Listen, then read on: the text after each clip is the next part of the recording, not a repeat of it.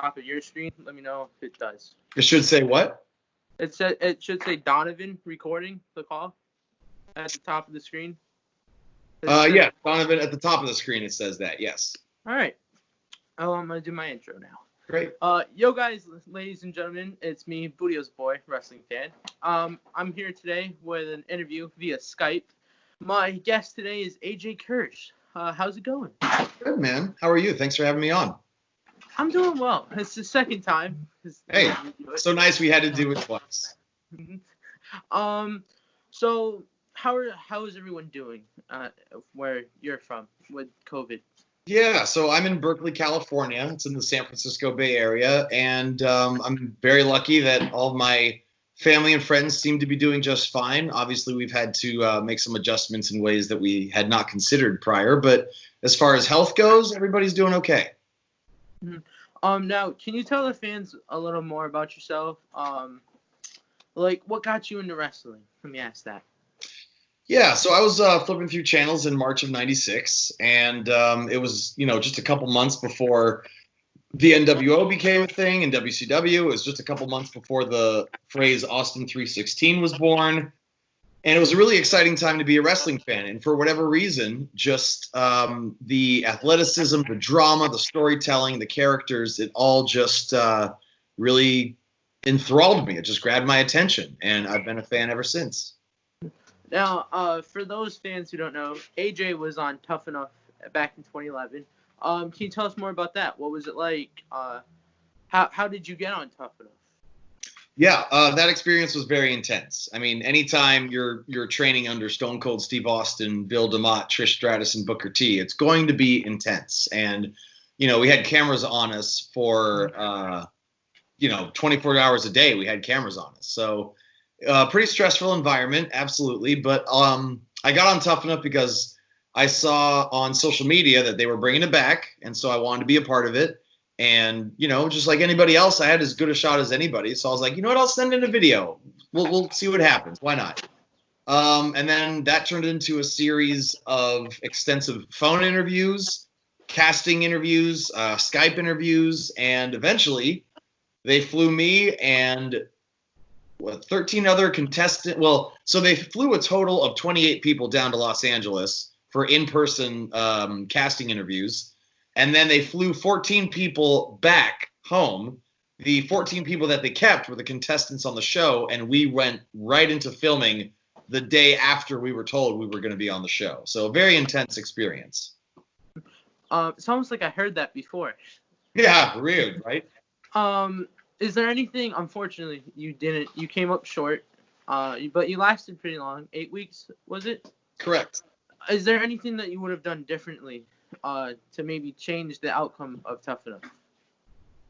No, I don't think so. I had some pretty rough days leading up to my shining moment on the show when I cut that promo on Bill DeMott in front of The Rock, with the trainers, Steve Austin and Trish Stratus there. So I was very happy to have that moment. That was definitely my shining moment on the show.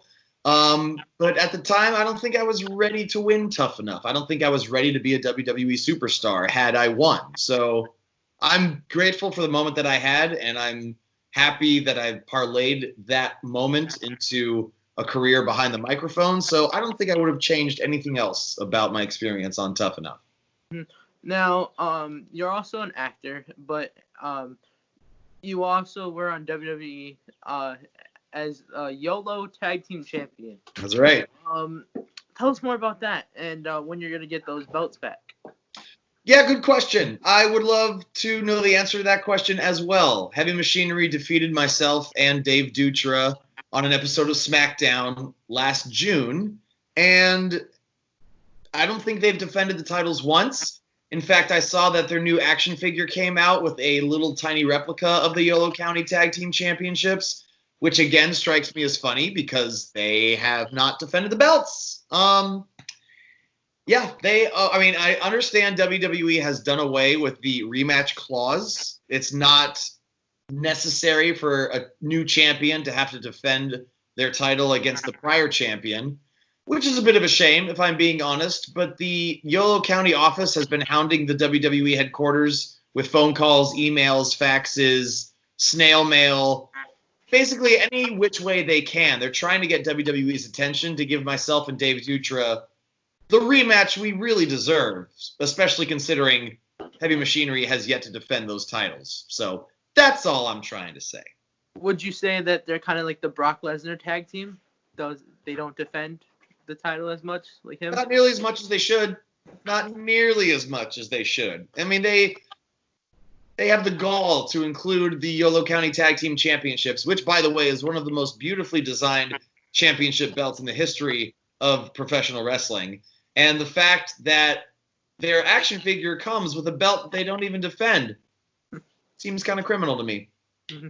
Now, you're an independent wrestler. I'm not going to give your gimmick character away. I want you to tell us more about that. Sure. Well, I'm no longer a wrestler. I haven't wrestled my last match yet, but I have definitely spent most of my time as a host, ring announcer, and commentator as Broseph Joe Brody at an Oakland, California-based promotion called Hood Slam. Now, Hood Slam is a 21 and over promotion. It's more of a party than anything else, and so Broseph is definitely more of an abrasive character than people might be used to. There's a lot of four-letter words. There's a lot of middle fingers. There's a lot of pointing to one's genital region. Things that are not necessarily appropriate for a PG audience, but that's part of the fun of being Broseph Joe Brody, is having limitless creative freedom, and that's one of the reasons why I absolutely love Hood Slam.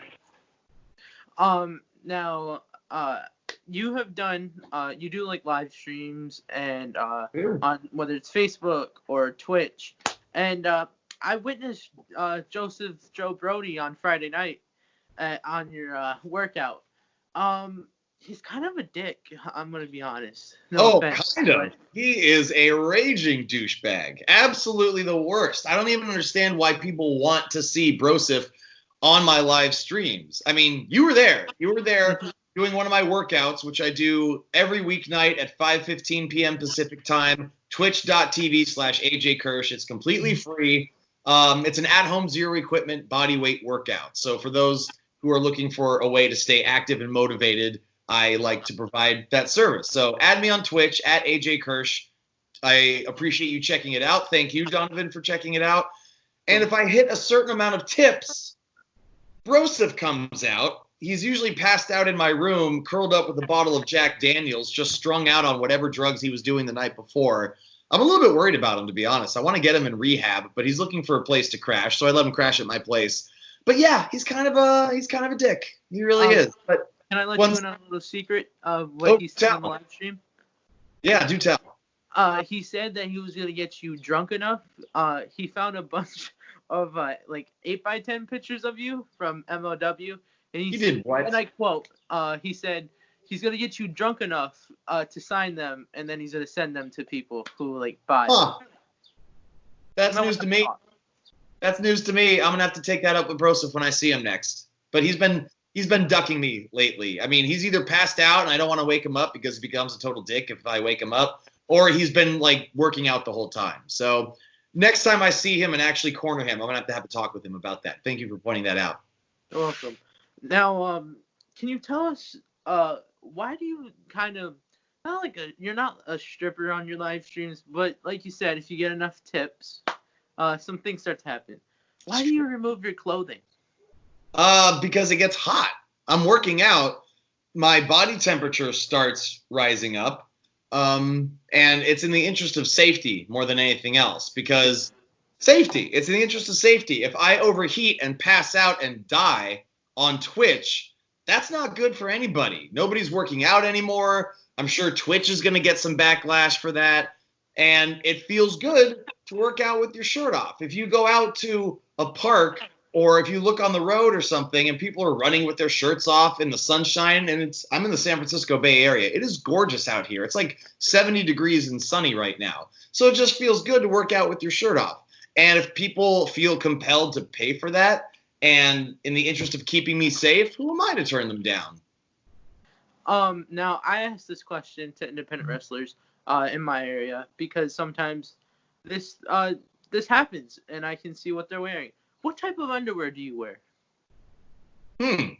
I've seen it on your live stream, so. Oh, well then you know. Well then everybody else has to make some tips happen for everybody to know that. All right, I'll let them know. Twitch.tv/AJ Kirsh.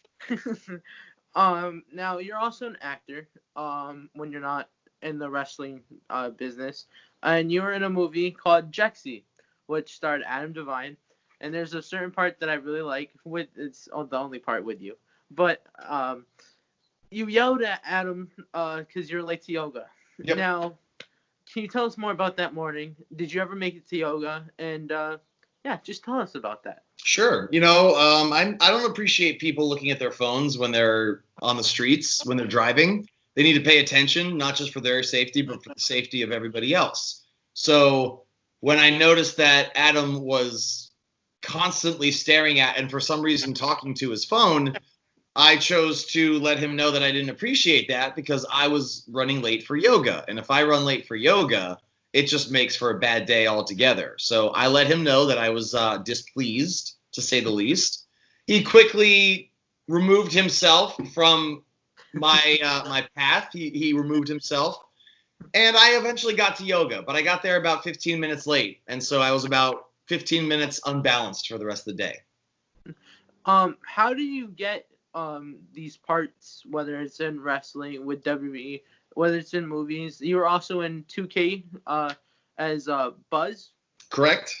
And so tell us, how do you get these roles? I'm signed with a talent agency here in the San Francisco Bay Area, and when a role comes along that they think I'd be a good fit for, whether it's a voiceover or an acting gig or a commercial or modeling or whatever it is, they will email me and say, hey, do you want to audition for this role? And of course, with shelter in place and social distancing, those auditions are taking place over Skype, or I'm just filming them myself and then sending them in via email or uploading them to YouTube in a way that they can see them. So work has definitely slowed down, obviously, since COVID-19 hit, but there are still things trickling in from time to time. And so it's been nice to stay not as busy as I was before, but busy enough that I feel like I'm not just kind of wasting away. I'm not doing nothing during this time. So it's keeping me busy. But yeah, I have an agency and they put me in touch with the projects. And in fact, if you are interested in being put in touch with my agency, then I encourage you to check out my Patreon, which is patreon.com/AJ Kirsh, because one of the benefits is I will refer you directly to the president of my agency, with whom I have a fantastic relationship. Now I do have a question because I saw this picture earlier on your social media. It's a Party City picture. Did your agency get you that role too? They sure did. They had no idea it would turn into the meme that it did, though. That's really funny. I just gotta every year, every Cinco de Mayo, it pops up, and every year I feel like I have to address it, and every year the responses get more and more interesting. How did you get a announcer commentator job with MLW? Back a little over a year ago, I was seeking out different positions with companies and was just like, you know what? Where am I at with wrestling right now, and where do I want to be? So I started shooting out emails to places I wanted to be. MLW was one of them, and didn't even hear back for several months, really. And then September rolled around, and I got an email back saying, hey, we saw your stuff, we like what you do, and we would like to invite you to be a part of MLW. Tony Schiavone was doing commentary at the time. He was transitioning to All Elite Wrestling.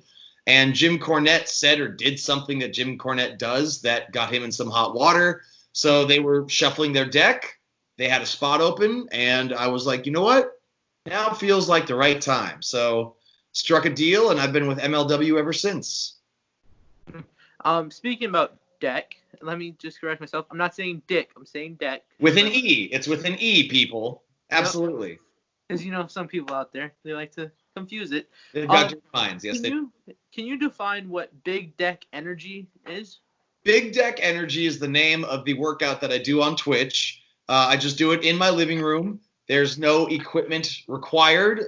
It's free. And I use a deck of cards to decide how many repetitions of each exercise we're going to do. So it's really that simple. That's the meaning behind Big Deck Energy. And you definitely have, like, doing the workout, it's definitely a challenging workout, but by the time you're done, you just feel good. Your heart's been beating, your lungs have been breathing. I mean, you've done it before. I see you nodding your head. Like you've experienced that big deck energy. You're energetic after a workout like that, and you feel accomplished. And I just wanted to name the workout after the feeling you have after a good workout, and that feeling with that deck of cards is big deck energy. Now you are like kind of like a fitness person. Sure. You did a seminar, you do your live streams. What made you want to do that kind of stuff? I just wanted to take care of myself. I think a lot of people don't prioritize their health enough. I think a lot of people get down on themselves about feeling a way that they don't want to feel about their athleticism or their body or how they look or how they feel or whatever it is. And a lot of people don't take charge of it. A lot of people just don't do anything about it. They just accept the fact that they feel cruddy, and they're just like, well, I guess this is how it's supposed to be. And I want to let people know that that is not the case. You do not have to settle for feeling bad or dissatisfied. You can take steps and put in the work to look and feel the way you want to look and feel. And there was a point in my life where I didn't. I put in the work, I did the research, and now I do. And I want other people to feel that same level of motivation and empowerment. Now, how many times does someone tell you you kind of look like John Cena with the haircut that you have? All the time. Happens all the time. This is my quarantine haircut. It's way longer than it should be right now, but I definitely get the comparison to John Cena. Now, I'm kind of out of questions, so do you have any questions for me that you would like to ask? Yeah. How are you doing? How's everybody on your end? I got my workout bench. I'm just waiting I have to wait like a month for my weights to come in, but okay. I'm gonna get fit. So good. School's almost over. I don't have to go back to school. I just gotta do online learning. But nice. Good, man. Glad to hear it. Everybody healthy? Yep. Good. I hope it stays that way. Yeah, me too. So yeah. If you want to promote anything. Yeah, follow me on social media, Facebook, Twitter, Instagram. It's all at AJ Kirsh. Same on Twitch. And like I said, you can join my live streaming workouts every weeknight. The stream starts at 5:15 p.m. Pacific time. The workout starts at 5:30. And on weekends, the stream starts at 1:45 p.m. Pacific time. The workout starts at 2. And they're a lot of fun. I do not take it seriously. It's silly. The chat, the community that we have in Twitch is a lot of fun right now. So that's a blast. And if you're looking for a way to support, like I said, patreon.com/AJ Kirsh. And one of the tiers, if you're interested in breaking into show business, I will refer you directly to the president of my agency with whom I have a fantastic relationship. So take your time, find a tier you like, and I hope to see you on Twitch for a workout very soon. Well, ladies and gentlemen, this has been another Booty Boy wrestling fan interview. Thank you guys for watching. Please like, comment, share, subscribe. Thank you, AJ, for being my guest today. Really appreciate it. Of course. Thanks for having me. Now I'm just trying to stop recording.